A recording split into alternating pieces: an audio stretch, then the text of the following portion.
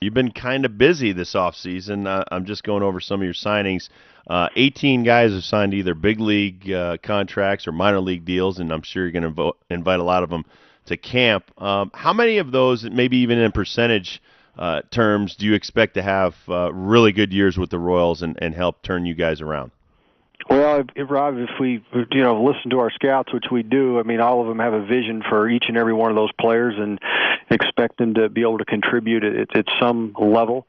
And obviously, we had a very disappointing season last year, and the expectations were much higher here in Kansas City, and we got off to a great start, and we couldn't stay healthy, and we lost players for the entire season, impact players for us, and we just didn't have the farm system built to a level yet that could repair our 25-man roster, and certainly there wasn't as much versatility and depth with our current roster that allowed us to, compete and sustain us and again keep us competitive. So we did a much better job this year, in my opinion, in putting us in a position to be more competitive over 162 games. And we needed to improve our defense. We needed to improve our team speed.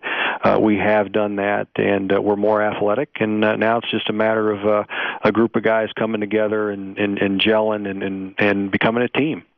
Two of the guys that you've added via free agency, Rick Ankiel and Scott Pasednik, joined with David DeJesus in center field.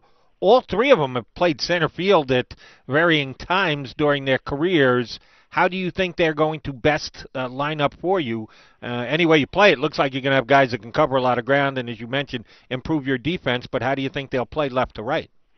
Jody, as you know, Kauffman Stadium is it's a big field. There's a lot of territory to cover, and we look at Rick Ankiel being our primary center fielder. David DeJesus will probably get most of his reps in right, occasional left, and Pasednik will play mostly left field. We feel that that fits us better based on the type of outfielders they are, based on our coaching staff's judgment combined with our scouting judgment. We feel that's the best way to line up. And of course, we got Mitch Meyer, Brian Anderson, who we acquired, will be competing for spots. Jose Guillen, who has been our right fielder opening day in 2008 and 2009. He's going to have to get most of his at bats from the DH slot. So that's where we stack up, and that's where we see it. But as you know, once the season begins, Trey will have the opportunity and the flexibility to mix it how he sees fit.